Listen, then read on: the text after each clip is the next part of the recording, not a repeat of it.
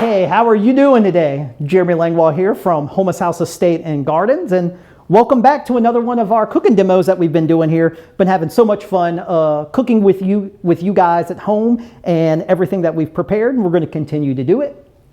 And the dish that I'm doing today is we're just cooking steaks today. So you know, there's nothing that I love more than my go-to is just a great steak. I love steak. And anytime I'm at a restaurant or anything like that, chances are I'm almost always ordering a steak. And there's a million different ways that you can cook a steak. In fact, if I wasn't even doing a cooking demo today, I could probably just sit here and talk to the camera for probably about an hour of all the different methods that you can go about cooking a great steak. And there's not just one way. There's several different ways. I have friends who do reverse sear on their big green eggs. Me, I'm a sous vide guy, so I've sous vide my fair share of steaks in my day as well. But I want to show you the recipe that I'm preparing for you, which will be on our website and on our Facebook page shortly, that we'll be preparing today, is a completely unique way that I think if you're new to cooking steaks or have some questions about it, follow me. This is a different way of how we're going to do it. We'll get to that in a second. But one of the first things we're going to do is, since we're cooking steak, just like any great steakhouse, well, Houmas House is going to become a steakhouse this weekend. We're going to be preparing this in our restaurants for the evenings, dinner time for Friday and Saturday. Anytime you have a great steakhouse, they're often going to serve something like asparagus, which we're going to do. And then oftentimes, instead of having some heavy sauce or something like that, a great complement to steaks is making a compound butter. And that's what we're going to do first, because you're going to see when we go to cook our steaks, it takes minutes. So a compound butter is nothing more than a flavored butter. We're going to take some butter, we're going to whip some flavors in it. You can go any kind of way. If you guys who are familiar with Houmas House, we serve our praline pecan butter. That's very popular, and that's a sweet butter that goes great on bread. But this is a great savory butter. We're going to make a roasted garlic butter. And it allows me a chance, if you've never done it before, is talk about just the benefits and how cool roasting garlic can be. So, you know, here's a head of garlic. And if we were to take a clove off of this and you were to pop that raw clove of garlic in your mouth, you're not going to be able to eat it. It's going to be strong. It's going to be bitter. But by roasting garlic, it absolutely transforms the texture and the flavor of garlic, and I just love it. It makes it, it mellows out the strongness. It actually makes it a little sweeter, and then it becomes nice and creamy, which can just be spread on a loaf of hot French bread and would be fantastic. But how you roast garlic is like this. What I'm going to do, let me show you. We're going to get some going right now. Got our bulb of garlic. You see, you got two ends. You got the pointy end, and then you got the root end. Now, we want to keep that root end because that's actually holding all this together. If I were to cut this off right here, the garlic itself, all the cloves would start to fall off. This is what's holding it all together.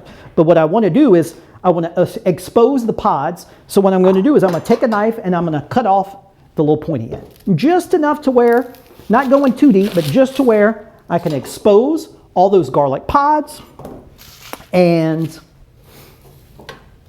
this is still intact, holding all this together.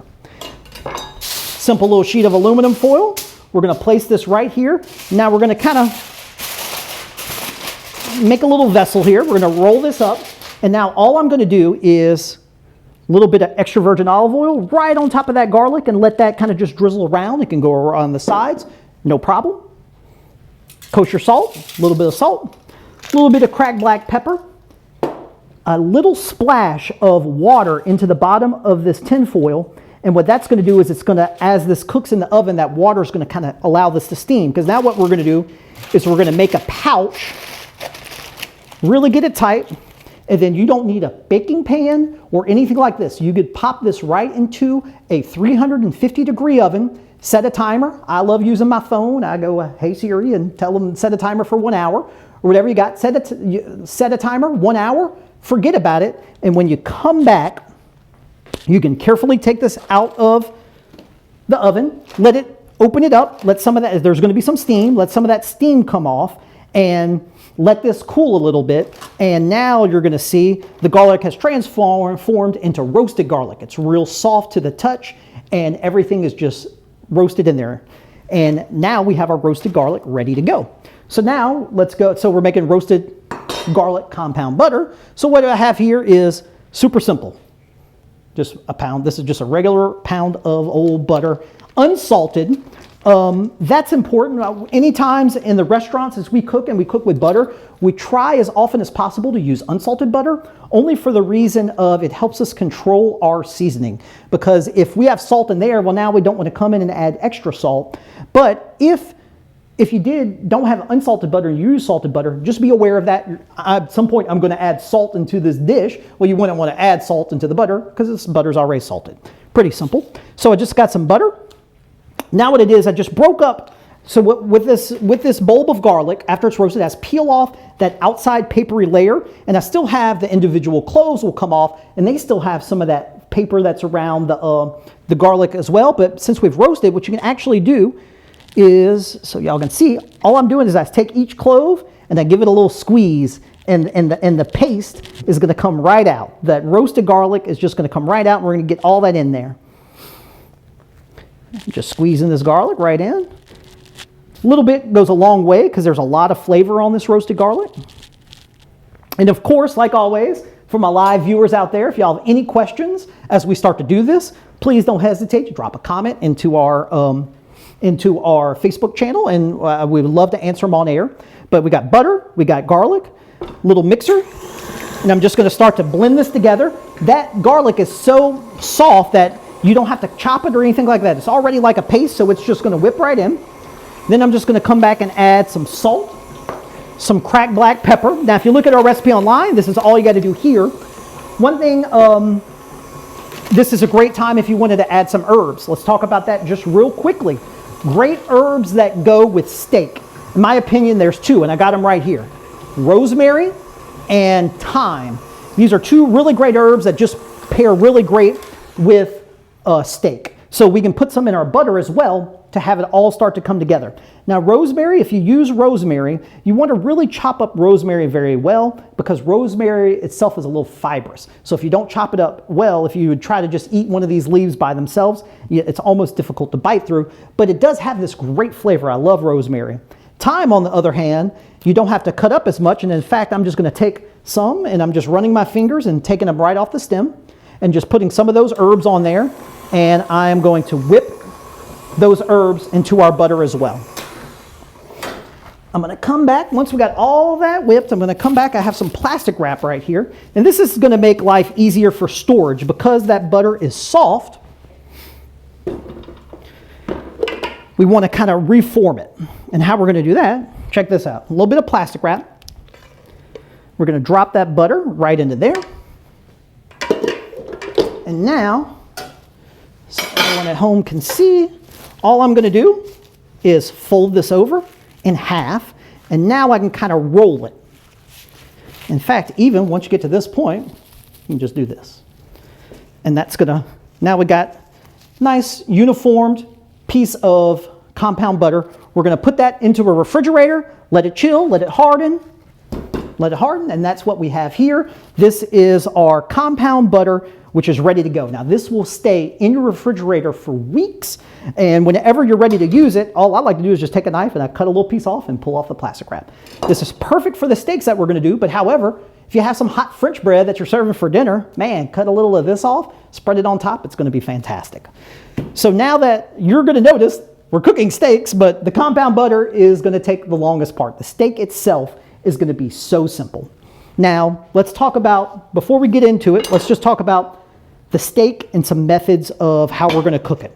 So I got one of my favorite steaks, which is a Porterhouse steak. It's just a steak that we got. It's got some great marbling in it. And anytime you're cooking steaks, like I said in the beginning, there's so many different ways of cooking it. But one tried and true method of just really cooking a good steak is really high heat. Quickly, high heat. So I have, of course, firing up the grill. All that is great. But this is just, if you want to do this at home, we're going to do this in a skillet. And I got this cranked up on high heat. This pan getting hot. And we're just looking to cook it as fast as possible. Another thing that I don't know about you, but whenever I was coming up as a chef, whenever I was working under my mentor, Chef John Folse, at Lafitte's Landing Restaurant in Donaldsonville at the foot of the Sunshine Bridge, I was on the grill station. And there was nothing that gave young Jeremy as a chef more anxiety than just getting slammed on a Saturday night with all these different steak orders coming in and cooking them all to the right temperature. It's one of the most tricky things, even for chefs today, to just always know that you're going to hit that temperature. Well, there's a couple methods we can do to help you, especially at home. There's great devices like thermometers, and there's even now, in the age we live in, there's a Bluetooth thermometer that you can put in that can give you on your phone. But again, simplicity. When it comes to steaks, I like simplicity. I'm not looking for a bunch of sauce, a bunch of crazy seasonings. It doesn't need to be for me blackened or anything like that. I'm just going to season this with salt and pepper, good kosher salt. And anytime I'm cooking anything that's kind of thick, like a thick piece of meat, I get really generous with the seasoning. I'm going to flip this, some more salt, some more pepper, and we're going to come back to what is going to allow me to really hit that temperature. So I like my steak mid-rare, so I'm looking for it to be a little pink in the middle or a little red in the middle, hot. But however you like your steak cooked, that's great. If you like yours rare, fantastic. If you like yours well done, you know, I'm a chef, so I wouldn't recommend it, but there's definitely people that do. So how are we going to achieve that? Well, first, high heat, got our steak. This is a little bit of extra virgin olive oil. Now, y'all just follow me. What we're going to do first is, one thing that makes a really great steak is you want a really great crust on the outside of it, a lot of caramelization. And so high heat in a pan, we're going to drop it in. One little, I always try to point out things. You notice anytime I put anything in a skillet with hot oil, I always let it fall away from me. And that's because when you put oil in a pan, sometimes it's very natural just to go in and have it come towards you. Well, you don't want to do that because you might have the oil fall back on you whenever it drops down, and we don't want that. And now I really want to let this go sear and go really long and get a great caramelization on one side. So that's what we're going to do right now. We're just going to let this sear and get a nice deep dark crust on the outside of this. It's doing its thing. Again, this will be a dish that we are serving if you're local and in the area. We'll be serving this in our restaurants Friday and Saturday in the evenings in our Carriage House restaurant. We'd love to have y'all come by. If not, cook it at home. Let me know. And also in the comments, drop a comment. How do you like your steak? Drop that in the comments. Love to see what everybody else likes it. And I like all of them. Even if you put well done on there, I'll still click the like button on Facebook. So once we've got the steak seared, now this is where this starts to become a little different. Now, traditionally, you would put a steak on the grill, cook it on one side, flip it on the other side, let it finish cooking, and pull it off. Well, this is what we're going to do, and this is what's going to allow the steak to cook quickly and for us to monitor the temperature so we get it to cook to the desired temperature that you want. Let me show you how we're going to do that. After it's seared, great crust on the outside, I'm not going to flip it. I'm going to pull this steak off of the pan. I'm going to keep my pan, I'm going to turn it down a little, but now what I'm going to do is watch this. First of all, man, what am I doing? I forgot to tell you about why I love porterhouses so much. Look at this great piece of seared meat. The reason I love a porterhouse steak is it's actually two steaks in one. So the smaller side of a T-bone steak is a filet mignon, which is one of my favorite steaks. And then the long side is a New York strip. So a T-bone steak is actually two steaks in one. It's a New York strip and a porterhouse on each side of the bone. And you kind of get the best of both worlds. Filet mignons are great because they're so tender, but sometimes they don't have the depth or the flavor or the fat content that, say, a ribeye or a New York strip has. So when you cook a porterhouse, you get the best of both worlds. So again, we're using a porterhouse. You can use any steak you want, but what I'm going to do now is I have one side I haven't seared, but I have this side, and since it's on a bone, I'm just going to cut these two steaks. This is the filet. I'm going to cut that off the bone, and now I'm going to cut the New York strip off the bone. Good sharp knife. Steak itself, we haven't even flipped it, so it's still raw. Now this is where, just stay with me, it might be a little different, but we're going to start slicing this steak now in 1-inch slices. Well, it still kind of only has one sear and still raw on one side. You'll see why in a second. Steak's going to get sliced. This is where at home you would want to have a hot oven. Your oven, just crank it up all the way. If you have a broiler, turn the broiler on or crank your oven up to 500 degrees. We still have our warm skillet. We have the meat sliced. What I'm going to do is now I'm going to go back onto the side we didn't sear, and I'm going to kind of just put the steak together. And I'm going to drop this right back in. Great sizzle. We're looking for that. Now this is what's going to happen, which makes, this is now falling into all the criteria I say makes a great steak.